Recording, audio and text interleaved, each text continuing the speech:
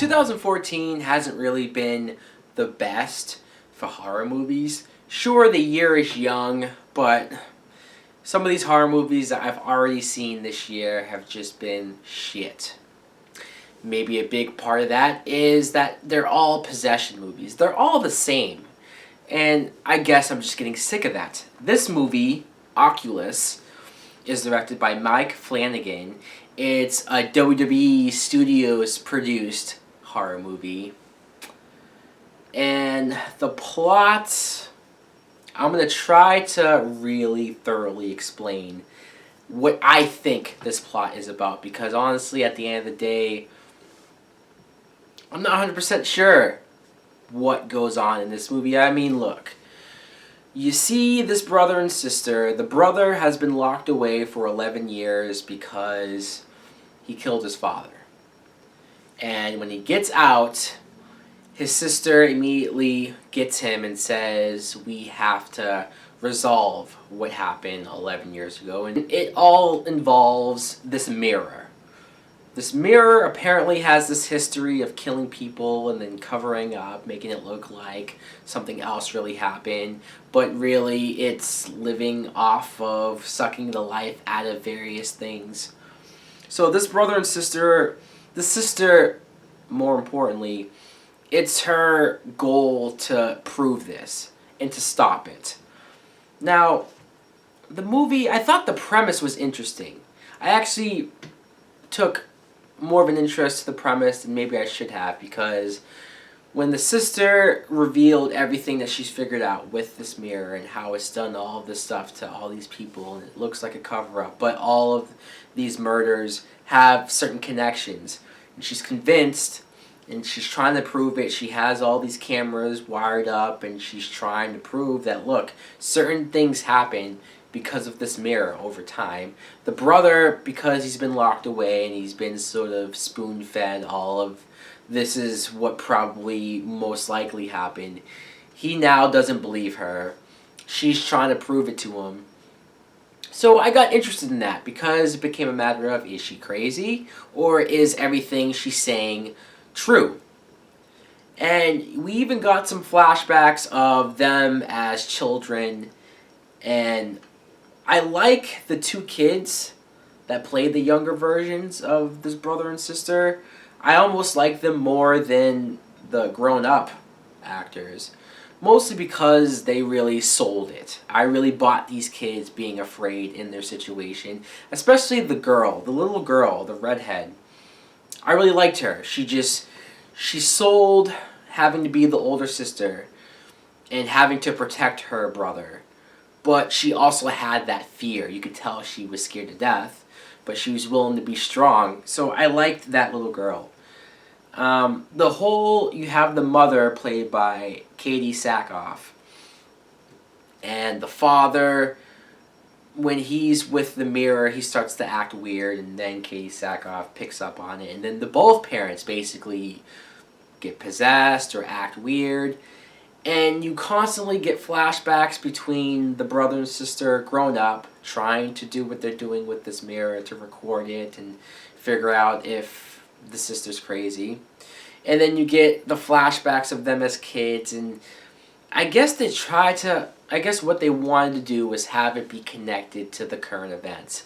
But for the most part, I didn't really feel like that was happening. I didn't feel a connection to why they were cutting away the flashbacks at the times that they did. And then them revealing to us the fate of the parents and what happened to them as kids, it kind of took the suspense out of watching the flashbacks after knowing that. So I knew what the flashbacks were building up towards. And then you come to a point like, a lot of stuff I didn't really understand, or I didn't think it made sense. What the mirror, what its powers were, and what it could do. There's moments where it looks like it's manipulating the characters and making them think that one thing is happening, but it's really not happening.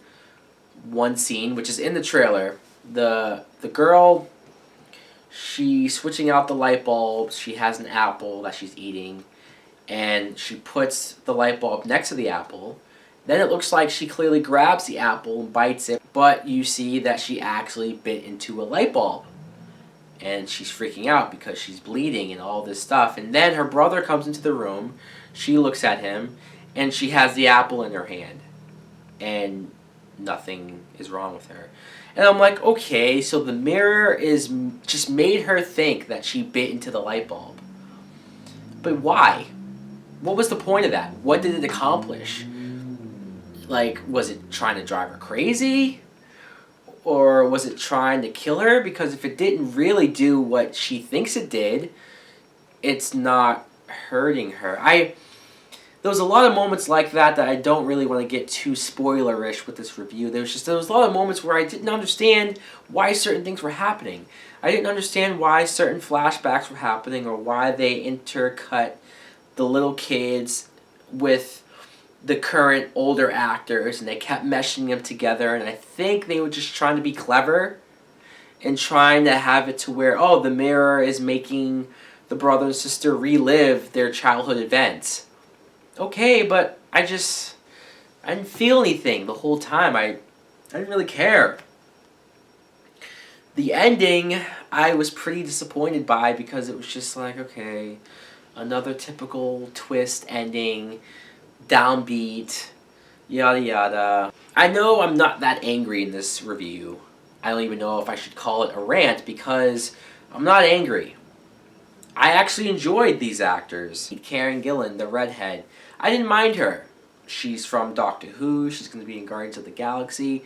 She was a good actress, even though I kind of liked the little girl version of her better. But still, the acting wasn't terrible. The premise, like I said, was interesting at first, but then once it started to get convoluted and I couldn't really understand what was going on. Yeah, you have elements of The Shining or Amityville Horror, but I didn't understand, at least with those movies, I got that it was the house that was doing that to whoever, but this, I didn't understand exactly how this mirror worked. And I didn't understand the end goal of this lead character. She wanted to prove that this mirror did what it did. And then I think she wanted to destroy it, because then she has this apparatus made that's supposed to smash into the mirror, but then there's so many times, like, she has a timer where this is going to go off and hit the mirror, but she keeps stopping it. Even when she records her proof that she wants, she won't let this thing hit the mirror and at least attempt to destroy it. And it's really a setup to the twist ending, and I just was like, wow, this is really lazy. No? Am I crazy? I'm looking online, Rotten Tomatoes, and it has like a 96 rating. It's based off of 13 reviews, but still, it's a lot more positive than I would expect this movie to get. I didn't really care for it. I didn't hate it. There was some interesting ideas, but the execution was poor. It's really a waste of time. I don't know if I could give it a rental, because I was being a little too kind. Ultimately, I'm going to have to give it a fuck you. It's a reluctant fuck you, because I'm not pissed, but it's still a waste of time. There was no scary moments. There was not once where I jumped or felt fear. Anyways, guys, maybe you would like it. Let me know in the comments below if you plan on seeing Oculus, if you have any interest in it. Thanks for watching. Like and subscribe. Later!